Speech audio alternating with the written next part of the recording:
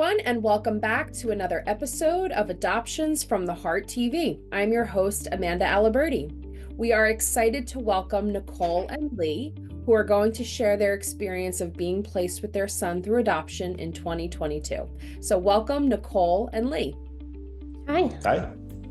So guys, why don't you first start with what your expectations were when you first came to Adoptions from the Heart? What prompted you to reach out to us, and what was your goal in choosing our agency?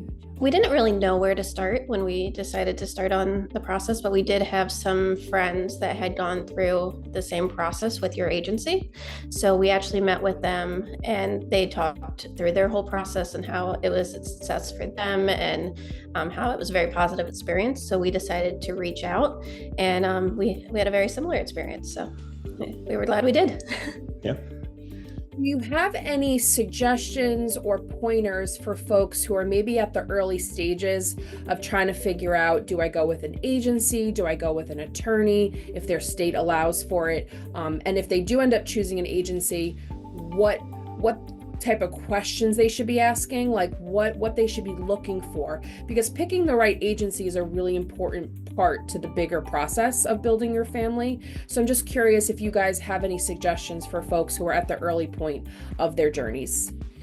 Prior to going with your agency, we actually did talk to another place, but they were not placing children at the time. So that's why we explored it a little bit more. I think you really just have to see what seems like the right fit for you, whether it's a national agency or more kind of regionally located agency. We didn't explore the attorney route at all, so we don't really know too much about that, but we really just looked into other people's experiences and really just felt like it was a good fit for us and the values that you aligned with. And Lee, what was your experience connecting with your social worker, Joan, who remained with you through this process? What was your relationship like, and how did you lean on her for support? Sure. Joan's been great, but it's funny because we met with Joan face to face exactly one time right before the pandemic started. So our experience is, was very unique, I would say, and probably will remain unique.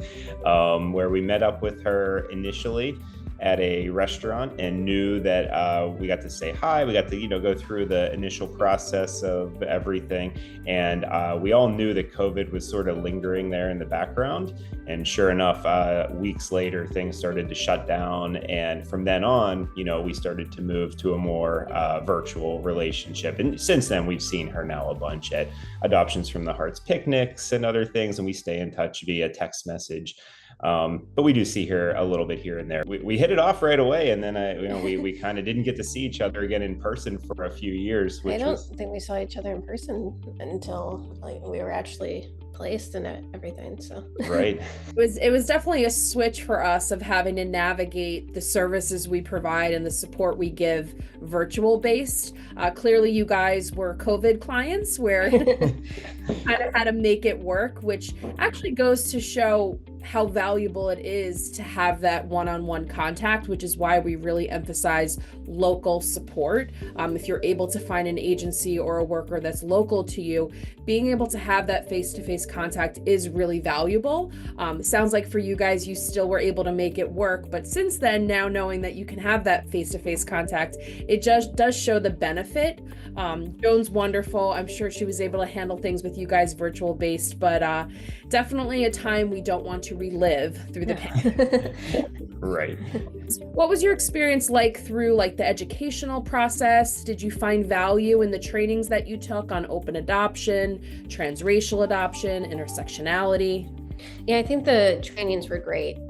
We didn't know much about the process going into it, and then I think there's so much benefit from having those educational classes that we might not get otherwise.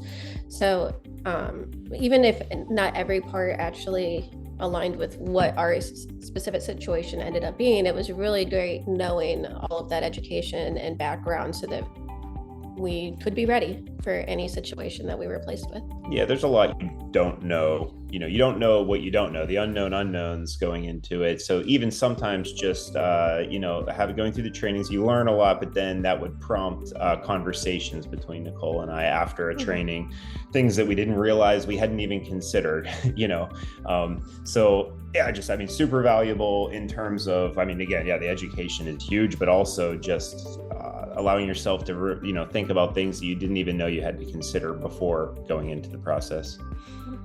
Well, and I know for folks, the educational process, the home study process can be very overwhelming. There's a lot of time commitments, a lot of having to take off from work. Our educational classes are full day virtual based sessions. And I know folks can get a little frustrated with that, but I always say, even though you may feel like you already have previous training or you don't need that, or this is an inconvenience, those spaces are so valuable because we also talk about procedural things during those sessions. Questions or discussions may come up that you hadn't even thought of. So it's a good moment to just put aside everything else and really focus in on what is reality going to look like when we're placed with a child. So I always emphasize to people to use that to your advantage. This is a learning period. This is a time where you really want to invest in preparing for placement, because it's not just about being handed a child, right? There's other issues associated with the adoption process, and we want you to be as prepared as possible. Yeah, and especially because it can happen really fast once it happens. It's great to be prepared when it does. You guys waited a total of 2 years? It's about 2 years, yep. Okay. Now, what did you do during those 2 years that kind of kept you occupied? What advice could you share for folks who may be struggling with the wait? Because 2 years can seem pretty long, especially if you've come to us, with previous experiences or you've gone through. The wait time can be really hard. Yeah, you definitely just have kind of hope during that entire time, since you don't know when you might get that call. So we prepared immediately in terms of making sure we had everything ready in case we got the call, but we kind of just put it in a closet and said, when we get that call, we'll be ready.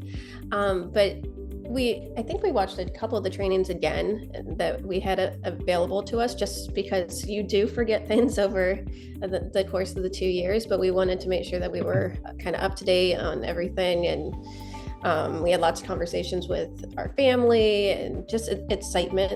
We kind of had the nursery set up, so you'd kind of walk past and you'd be like, okay, it's still exciting, but we know that when the time is right, the time will be right.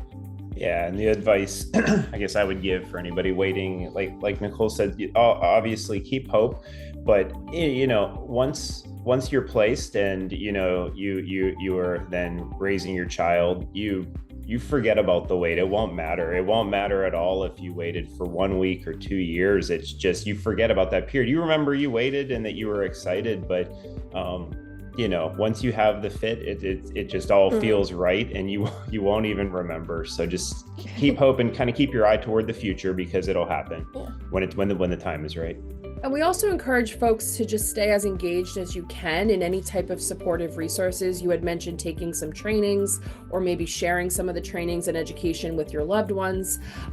Just trying to be involved. Adoptions from the Heart has a ton of supportive services, including support groups, educational series, fundraiser events where we have guest panelists come on and share their experiences. Take advantage of that. Be as involved as you can. A lot of it is virtual based, so you can just hop on a Zoom call and listen in, because you never know what experience can touch you in a way that you hadn't thought about. So just trying to stay as involved as you can is really important. Every month you do receive a match report where you're able to see exactly what's going on at the agency. And I know a lot of folks have shared that that's been important to them because it allows them to know what. Do you guys recall those times of reports from Joan? Right. We're very math-based people in our jobs. So yeah, we like the reports, we like statistics, but it helped us stay engaged, and it helped us realize, that, maybe it wasn't our month, it wasn't our time, but that other people were being placed, and, you knew the progress was being made, and it made everything feel more comfortable. Yeah. I looked at the website a lot too, just to see who might've been matched. So it kind of keeps your hopes up of, that it happened for them. That's great. And it'll be our turn coming up. And it just kind of aligned with the match reports that we were getting as well, which was nice. Great. Yeah, I really appreciate your positive attitude with us. And I'm hoping folks that hear this will kind of take that in as they're going through their waiting process. So share with us what happened when you got the call, and it sounds like everything happened really fast at that point. It did. So it's funny. We were at the time we were both working from home because of everything was happening with COVID, and we were both working, and Joan texted us and it just said, I need to call one of you in the next 5 minutes, with a smiley face. And I think we were both like, well, I think that means something good. She called us, she let us know that we had been matched and that the birth mother was in labor and we needed to get to where we had to go. So we quickly took that closet, opened it, put everything in the car because we weren't quite sure how long we would need to be away. And we drove out there. It was funny because we didn't know whether the child was going to be a boy or a girl. We hadn't really discussed names because we didn't know anything about the child. So we were doodling on our drive out there, like names. And so when we got there, we had a name in mind, but that was what we talked about basically when we were driving. But we got the notification later that night that he had been born and we would meet him the next day. So it was very exciting, but it was very quick. Now that you're looking back on it, do you appreciate the emergency aspect of it, or would you have liked more planning time and notification? Looking back, I think I liked the emergency actually, because I didn't have to like keep for a few months, getting excited. It was like, it happened right away. There's a lot of natural anxiety and excitement. It's not a bad anxiety, but it's a lot of anxiety. You want everything to be right, and it moves very quickly. But I think that I enjoyed that part because again, it wasn't enough time you almost don't have time to overthink anything. It's and we had prepared, like we had everything we needed. It's not like we needed to go buy anything or anything like that. And we had kind of mentally prepared for 2 years. So I think it ended up being fine that it was an emergency. Mm-hmm. And so it sounds like you guys are in PA and the baby was born in PA. So you don't have to necessarily deal with an ICPC wait, which is very fortunate. So you just pick up baby and head on home? So he was born on Friday and we came home Sunday. It was just, I think we stayed with him one night over at the hospital, and then we came home that next day. So we ended up being a very short trip that we had to make. It was funny because he was born near July 4th. So as we were driving home, there's like fireworks going on everywhere on the side of the road. But so it was exciting. And then when we got home, because it was around the holiday, everybody was out and excited, and they kind of knew that we were coming home. So it was nice. Nice. And can you share with us if you have any relationship with birth parents and what that looks like? Do you guys send pictures and letters, and what your hopes are for the future? Sure. So we didn't meet his birth mother at the hospital. Since then, we haven't really been in contact with her, but we have that first year we sent letters and pictures every month, and now we're sending a letter and pictures every year around his birthday. I think it's really what she's comfortable with is what we're comfortable with, and really what our son in the future really needs. It felt like it was a good conversation that we had at the hospital. So I feel like if our son does want to have that relationship when he's older and kind of understands more, then I would feel very comfortable reaching out and just seeing if that could happen. But in the meantime, I think it's really what is comfortable for her and what made sense for her situation. Well, and what an opportunity that you were able to meet her at the hospital, right? That's a memory you can share with Tyler. Yeah, it was very nice. Like it was a great meeting that we had with her. It's one of those where you're not, you're so excited to have your child there and how he's born. It's like so exciting, but then at the meantime, you're also in the back of your mind, you're wondering if you're going to be able to meet her. And when Joan told us that she did want to, it was a little bit of a relief. Like you don't want to always have that unknown in your head. So I was excited. Obviously, you're still anxious about everything, and the meetup went really well. Though I was like, it's one of those memories looking back that I'm glad we were able to. We're open. We're really open in the future to if she reaches out again, it'd be nice. But it's It's up to her. I mean, yeah, it's very much her decision. So we're happy to be able to send pictures and updates that she can, at least, if she doesn't want to reach out but wants to stay in contact and just see how he's growing and developing, then she has that option as well. So it's not, I feel like it's just nice that there's the flexibility there for her.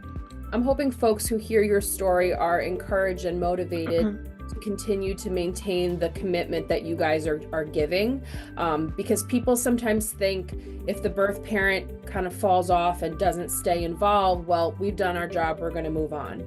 But the fact that you continue to send your pictures and letters yearly, because she may one day come back, not sure if she's receiving them or not, but the agency will hold them for her if and when she's ready. And I can tell you from experience, I've had birth parents come back 10, 15 years later, and to be able to share with them a box filled with correspondence from families just shows how much you were committed to this open adoption that you promised. Another great thing is that you can share with your son that you've been sending these pictures and letters. So we always recommend families keeping copies of the letters that they send, so you can share that with your son as he grows up to see that you've been sending those letters. And we have done that. We have a folder kind of in our closet that every time we write a letter and print it, we print another copy so that he'll have it in the future as well.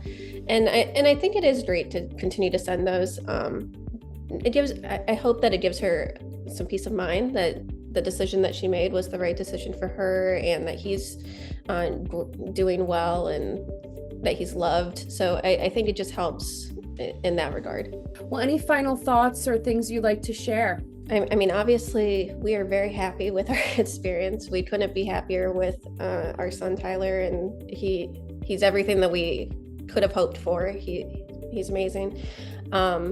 But we had a very positive experience. Everyone was very willing to answer our questions and kind of guide us through the process. Like I said, we didn't really know too much going into it. We just knew that this was something we wanted to do, but didn't really know where to start. So I can't say anything more, I guess. It was a great experience for us. Yeah, I'll just echo that. I mean, working with Adoptions from the Heart was just a great experience from start to finish. And like Nicole said, there's just so much you just don't know, and that you just do need a lot of guidance and assurance along the way. And Joan and everybody we worked with were able to provide that. So it helped us guide through the process. And now here we are, almost 3 years later. He's going to turn 3 in July.